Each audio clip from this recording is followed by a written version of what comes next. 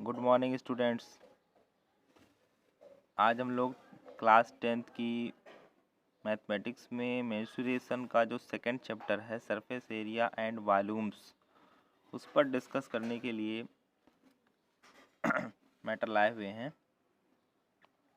तो surface area and volumes जो 10th class की बात है उसमें जो कि हमारे मेंसुरेशन का सेकंड चैप्टर है उसमें सबसे पहले आइए हम इंट्रोडक्शन देख लेते हैं कि हमें कौन कौन से सॉलिड शेप्स के बारे में स्टडी करनी है, क्वेश्चन सॉल्व करने हैं।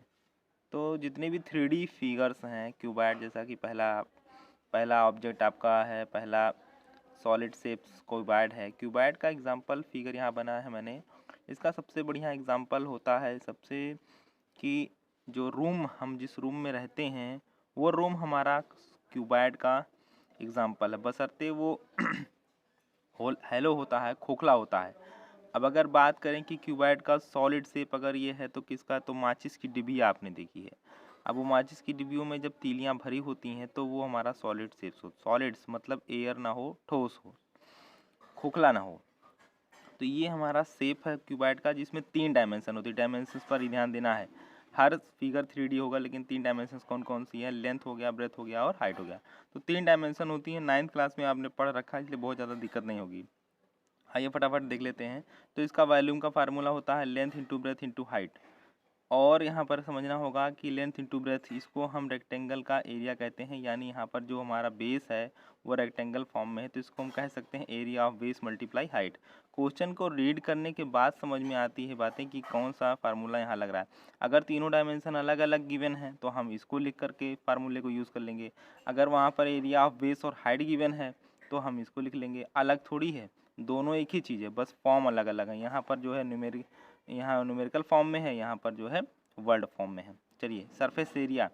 अब यहाँ पर कितने सरफेस होते हैं, टोटल 6। तो 6 होते हैं जबकि डिफरेंट 3 होते हैं, क्योंकि जैसे ये जब मान लीजिए बेस फर्श। अब फर्श के जस्ट अपोजिट में अगर आप देखेंगे जो कि छत होता है तो फर्श और छत एक जैसे हैं, यानी कि 2 इक्वल सरफेस का एक पेयर है। ऐसे ही बाकी 3 भी पेयर होंगे। तो हम इनमें ज़्यादा डिटेल नहीं जाएंगे, केवल सरफेस एरिया का फार्मूला क्या है ये देख लेते हैं। तो 2 times L into B plus B into H plus H into A. अब third formula area of walls, केवल दीवारों का अगर एरिया हमें फाइंड करना होगा तो उसका फार्मूला हो जाएगा 2HL प्लस बी।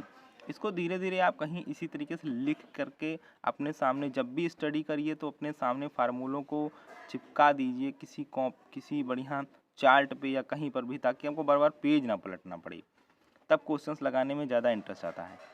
चौथा फार्मूला इसका है लेंथ ऑफ डायगोनल। एक कॉर्नर को अपोजिट कॉर्नर से आप जब मिलाएंगे ऐसा लेंथ जो कि स्पेस में होगा। ध्यान रखने वाली बात है, ऊपर के कॉर्नर को नीचे के कॉर्नर से जब मिलाएंगे तो वो डायगोनल होगा। लेंथ ऑफ डायगोनल होता है square root of L square plus B square H square.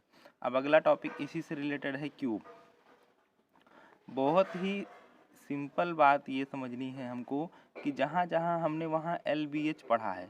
अगर हम क्यूब की बात करते हैं, क्यूब का एग्जांपल क्या है, लूडो का पासा है और भी तमाम ऑब्जेक्ट ऐसे हैं जिसमें तीनों इक्वल हो जाते हैं, यानी L equal B equal H। तो यहाँ पर सारे फार्मूले वही लग रहे हैं, L into B into H, लेकिन यहाँ पर लेंथ भी A है, ब्रेथ भी A है, हाइट भी A है, इसलिए तीनों का मल्टीप्लाई हो जाएगा, क्यूब हो जाएगा। यहाँ पर देखिए अगर हम सरफेस एरिया की बात करें, सरफेस एरिया का फार्मूला क्या था, L इंटू बी था, तो A इंटू ए इंटू ए, यानी ए स्क्वायर प्लस ए स्क्वायर प्लस ए स्क्वायर 3A स्क्वायर, और मल्टीप्लाई 2 से कर दोगे तो क्या आ जाएगा 6A square. Area of wall A into A 2A, और ये देखिए 2A हो गया, 2A मल्टीप्लाई 2A क्या हो जाएगा 4A स्क्वायर।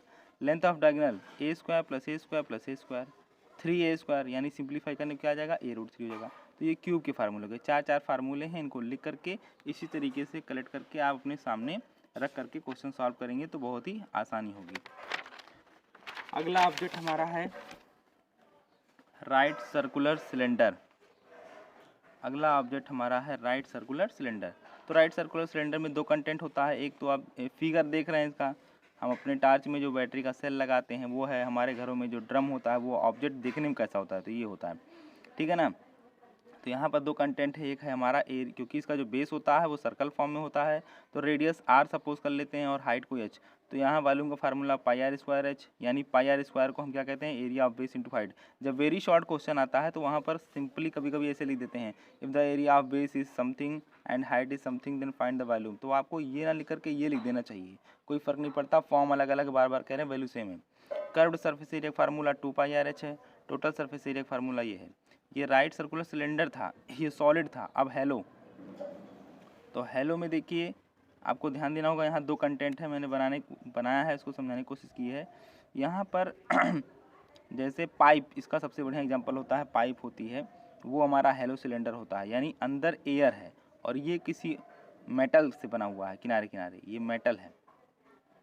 तो ये जो थिकनेस है इसको डी लिखते हैं। यहाँ पर दो सिलेंडर होते हैं, एक अंदर जो एयर है, एयर भी सिलेंडर फॉर्म में है, तो इसका जो radius small R radius of inner cylinder base, और कैपिटल आर का मतलब हो जाएगा radius of outer cylinder base, और D means thickness of hollow cylinder.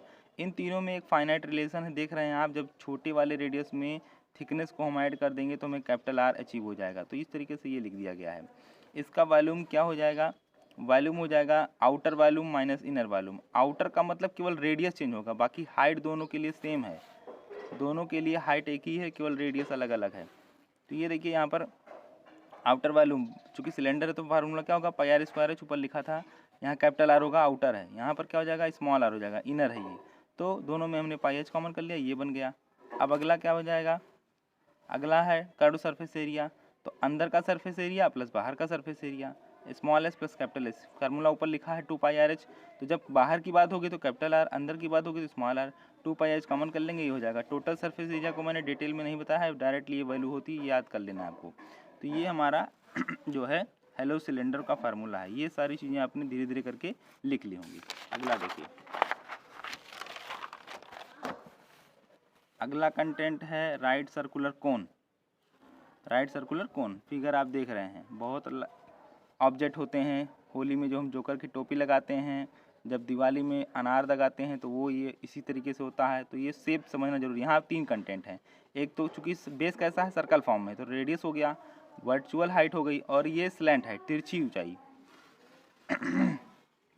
ठीक है, ये जो देख रहे हैं आप, ये स्लैंट हाइट होता है, देखिए लिख दिया गया है। तो एल, और एक बात है, यहाँ पर पाइथागोरस थ्योरम यूज़ करके इन तीनों में एक फाइनाइट रिलेशन डेवलप किया गया है, तो ध्यान दीजिएगा।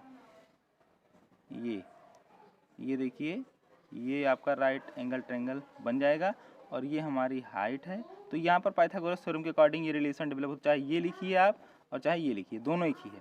तो ये इन तीनों में रिलेशन होता है। नंबर एक, वॉल्यूम की बात करें तो वॉल्यूम हमारा 1/3 पाई आर स्क्वायर एच होता है। पाई आर स्क्वायर को मैं बार बार कह रहा हूँ, एरिया ऑफ बेस आप कहते हो, क्योंकि बेस हमारा सर्कल फॉर्म में है, और इंटू हाइट हो जाएगा। कर्व सरफेस एरिया क्या हो जाएगा, पाई आर एल हो जाएगा। एल मतलब स्लैंट हाइट, कंटेंट पता होने चाहिए। टोटल सरफेस एरिया ये हो जाएगा। स्फीयर, स्फीयर मतलब गोला, स्फीयर मतलब गोला हो गया। जैसे हमारी पृथ्वी हो गई, हमारा अर्थ हो गया, कंचे की गोली हमने तमाम देखी, फुटबॉल देखे हैं, गेंद देखे हैं।